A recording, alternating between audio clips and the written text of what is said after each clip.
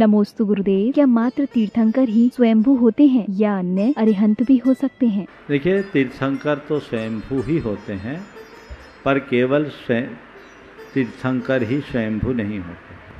स्वयंभू शब्द का अर्थ भी कह दूं, स्वयंभू वो होते हैं जो बिना किसी दूसरे के उपदेश के तत्व ज्ञान प्राप्त करके वैराग्य को प्राप्त करते हैं।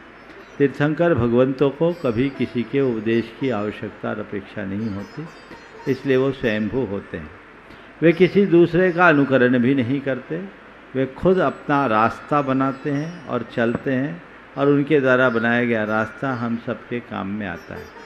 तीर्थंकर प्रकृति केवल ज्ञान के बाद ही उदय में आती है, लेकिन उस प्रकृति के साथ बंधने वाले अन्य कर्म जो हो वो उनके गर्भावतरण से पहले ही अपना प्रभाव दिखाने लगते हैं। इसलिए अरहंतों के लिए कहा ही जाता है पुण्य फला अरहंता। वे महान होते हैं, जन्म जन्मांतरों का पुण्य उनका संचित होता है, इसलिए ऐसा होता है। जहाँ तक पंचम काल में हम सब कमज़ोर मनोबल के लोग हैं और हमें किसी का मार्गदर्शन जरूरी है, आलम्बन जरूरी है। इसलिए हमें गुरुओं के मार्गदर्शन में चलने का ही विधान है। यहाँ स्वयं बुद्ध होकर के जीने का शास्त्र में कोई विधान नहीं है। गुरु के द्वारा ही दीक्षा अंगीकार करने का शास्त्रीय आदेश है।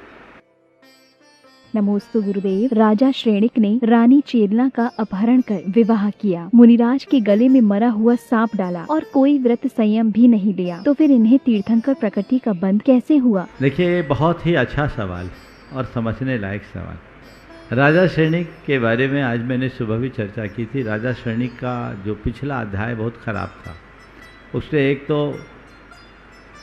चेलना का अपहरण करके विवाह किया था, मुनिराज के ऊपर भयानक उपसर्ग किया था, और मुनिराज पर किए गए उपसर्ग के परिणाम स्वरूप उसने सप्तम नरक की आयु का बंध किया था। लेकिन बाद में उसका हृदय परिवर्तन हुआ, वो भगवान महावीर के शरणागत हो गया, उनका परम भक्त हो गया, उनके समोसरण का मुख्य श्रोता। उसने भगवान से 60,000 सवाल किए। उसे अपने कृत्यों पर पश्चाताप तो था, लेकिन कर्म ऐसा बंध चुका था कि उसके कारण वो संयम अंगीकार करने का भाव नहीं रख सका। पर संयमियों का सत्कार जीवन भर किया। भगवान के सानिध्य से उत्पन्न विशुद्धि ने उसके चेतना में वह प्रकाश प्रकट की, जिसके बल पर उन्होंने तीर्थंकर प्रकृति का बंध कर लिया और आने वाले 24 के प्रथम तीर्थंकर बने। हाँ, सप्तम नरक की आयु का बंद होने से उन्हें नरक तो जाना पड़ा, क्योंकि उनने पाप किया था, पर अपनी आत्मा को विशुद्ध बनाकर उनने उस नरक की सजा को कम कर लिया। जिसे 33 सागर पर्यंत नरक में रहना था, वो मात्र 84,000 वर्ष के लिए गए, यानी समुद्र को चुल्लू में बदल डाला। इस पूरे प्रकरण से मैं एक ही बात कहता हूँ, यदि किसी व्यक्ति के द्वारा अज्ञान दशा में कोई दुष्कृत्य हो गया हो, पाप हो गया, और उसके बाद उसके हृदय में पश्चाताप हो और ज्ञान भाव करके वो अपने जीवन की दिशा बदल ले, तो अपने पापों को बहुत अंशों में प्रक्षालित कर सकता है, जीवन को बदल सकता है। इसलिए कभी भी किसी के जीवन को उसके अतीत से मत पहचानो, उसके वर्तमान को देखो। हो सकता है बिगड़ा अतीत वाला इंसान का भविष्य भी हमसे अच्छा हो जाए।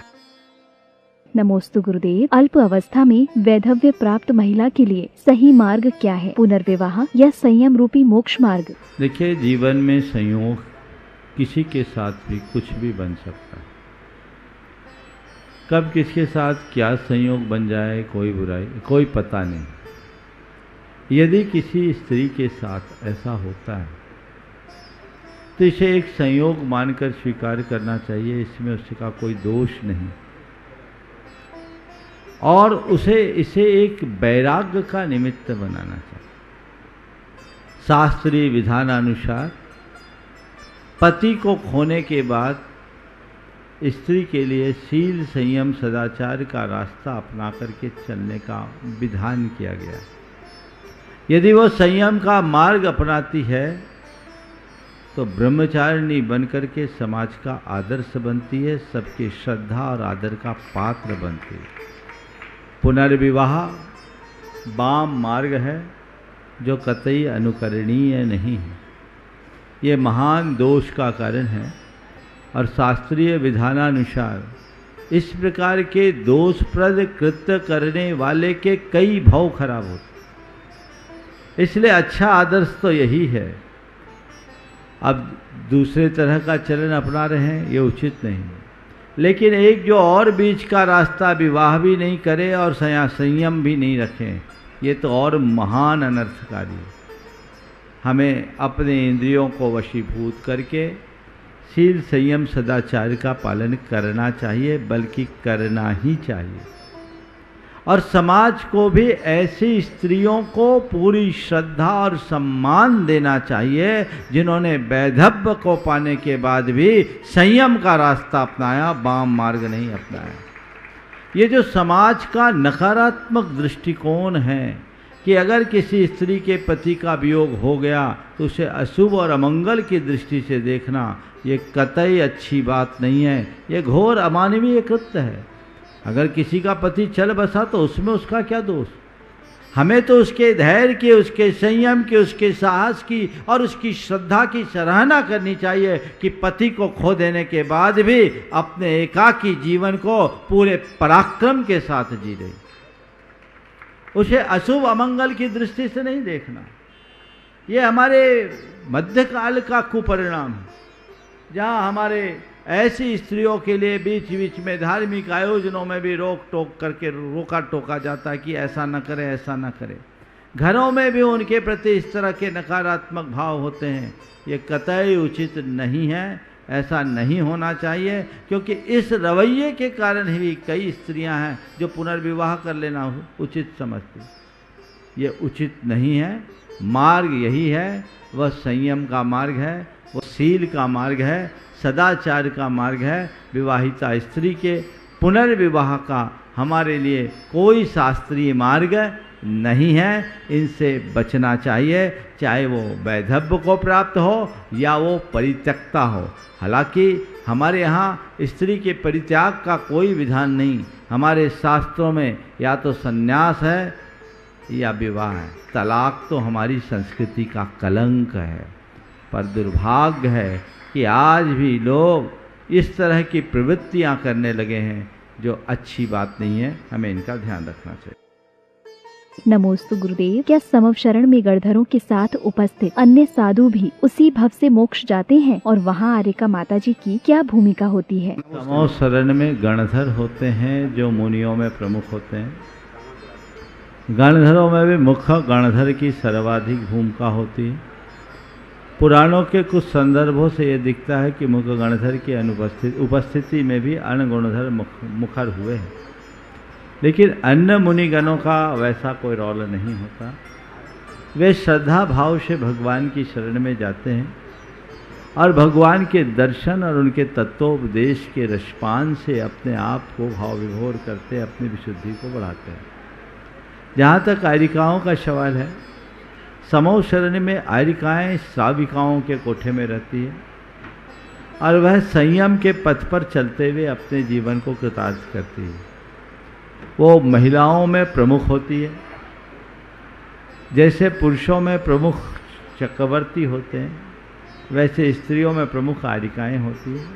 मुनियों का अलग स्थान होता है, क्योंकि वो साक्षात मोक्ष मार्ग में आगे बढ़कर अपने जीवन का पथ प्रशस्त करते हैं, पर उनकी अतिरिक्त भूमिका समव शरण में परिलक्षित नहीं है। नमोस्तु गुरुदेव। जैन धर्म में पुनर्जन्म की क्या मान्यता है? जैन धर्म पुनर्जन्म पर पूर्ण विश्वास करता है। आत्मा की शाश्वतता को स्वीकार करते हुए जन्म जन्मांतरों की गाथा जैन धर्म में मान्य है। पर जैन धर्म की एक स्पष्ट अवधारणा है कि हमारी मृत्यु आयु के क्षय से होती है, और आयु का क्षय होते ही इधर मृत्यु होती है, तत्क्षण हमारा दूसरी जगह जन्म हो जाता है। इसलिए बीच में हमें कहीं फिरना नहीं पड़ता। यहाँ मरण हुआ, आगे जन्म हुआ, और जन्म लेते ही हम नए शरीर का निर्माण शुरू। जन्म की तो मान्यता है, पर प्रेत योनि आदि की मान्यता नहीं। वैदिक परंपरा में ऐसी मान्यता है कि कोई व्यक्ति मर गया तो मरणोपरांत यदि उसकी आयु बची तो शेष आयु को वह प्रेत योनि में भोगता है और उसके कारण फिर बहुत तरह के कर्म कांड जुड़ जाते हैं। जैन धर्म कहता है ऐसा करने से कोई फायदा नहीं। जैन धर्म में श्राद्ध तर्पण आदि की कोई व्यवस्था नहीं। जैन धर्म कहता है जीवन भर श्रद्धा रखो तो श्राद्ध करने की जरूरत ही नहीं। और साफ कहना है कि राख को सींचने पर अंकुर नहीं होगा। मरने वाला मर गया, अब उसके नाम से तुम कर रहे हो तो न जाने कितने तर रहे हैं, पर उसको कुछ मिल रहा है ऐसा नहीं समझना। वो तो गया, जहाँ जन्मना था वहाँ जन्म गया, मरा उधर जन्मा। ये जन्म मरण का चक्र है। 10-12 दिन का जो शोक होता है केवल इसलिए क्योंकि किसी के साथ हमने जीवन बिताया, और जीवन बिताने के बाद अगर उसकी अचानक मृत्यु होती है तो हमारा मन उसे स्वीकार नहीं पाता। इसलिए सूतक बताया गया 12 दिन का। 13वें दिन से व्यक्ति अपनी सामान्य जिंदगी जीने का अभ्यास करे, और लोग तत्व ज्ञान के बल पर ऐसा कर ही देते हैं। पर इस तरह के कोई कर्मकांड को और किसी तरह के आडंबर को जैन धर्म में मान्यता नहीं दी गई। न किसी को जिमाने की बात की गई है, न और कुछ बात की गई है। ये सब चीज़ों को जैन धर्म आडंबर मानता है। जैन धर्म का स्पष्ट कहना है जातस्य मरणम ध्रुवम, ध्रुवम मृतस्य जन्म च। जो जन्मा है उसका मरण निश्चित है, और जो मरा है उसका जन्म निश्चित है। जन्म और मरण के मध्य में गैप नहीं है। हाँ, शरीर के निर्माण में 9 महीना लग सकता है, लेकिन हमारी उत्पत्ति तत्क्षण हो जाती है। वह जीव वापस लौट कर कभी नहीं आता, और उसमें उस तरह की कोई प्रक्रिया नहीं। नमोस्तु गुरुदेव। हम नमोकार मंत्र का जाप तो प्रतिदिन करते हैं, परंतु सच्चाई यह है कि अधिकतर लोगों का इसका वास्तविक अर्थ नहीं पता। बस एक आदत है जो रोज बोलता हूँ। गुरुदेव, इसका वास्तविक अर्थ क्या है? बहुत अच्छा सवाल है। सवाल बहुत साधारण है पर बहुत उपयोगी। ये बड़ी विडंबना है कि जिस मंत्र को हम रोज जपते हैं, जो हमारे घुट्टी के संस्कार में दिया जाता है, उसका अर्थ हमें पता है। दरअसल ये महामंत्र है और दुनिया के सर्व मंत्रों में सबसे विशिष्ट मंत्र है। नमोकार मंत्र का सीधा अर्थ है नमस्कार मंत्र। इसमें हम नमस्कार करते हैं। हमारे मूल आराध्य अरहंत सिद्ध आचार्य उपाध्याय और साधु, इनको नमस्कार किया। इस महामंत्र को जैन धर्म के मूल मंत्र के रूप में जाना जाता है, और इसकी 4 मौलिक विशेषताएं हैं। अरहंत, हम अर्थ तो जानते हैं, अरहंतों को नमस्कार हो। नमो अरिहंतानम, सिद्धों को नमस्कार हो। नमो सिद्धानम, नमो आयर्यानम, आचार्यों को नमस्कार हो। नमो वज्रायनम, उपाध्यायों को नमस्कार हो। और नमो लोये सबसाहुनम, लोक के सर्व साधुओं को नमस्कार हो। ये इसका सामान्य अर्थ है। लेकिन इस मंत्र की 4 मौलिक विशेषताएं। सबसे पहली विशेषता, ये अनादि सिद्ध मंत्र है। इसे सिद्ध करने की जरूरत नहीं है, श्रद्धा से जपने भर की जरूरत है, अपने आप काम होगा। पहली विशेषता। दूसरी बात, इसका कोई देवता नहीं, इसमें कोई बीजाक्षर नहीं। अरहंत, सिद्ध, आचार्य, उपाध्याय और साधु ये गुणवाची शब्द है, कोई व्यक्ति नहीं।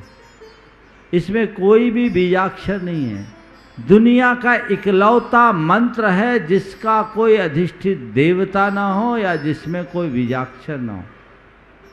ये इस मंत्र की दूसरी मौलिक विशेषता है, जो संसार के अन्य मंत्रों से इसे एक अलग पहचान देती है।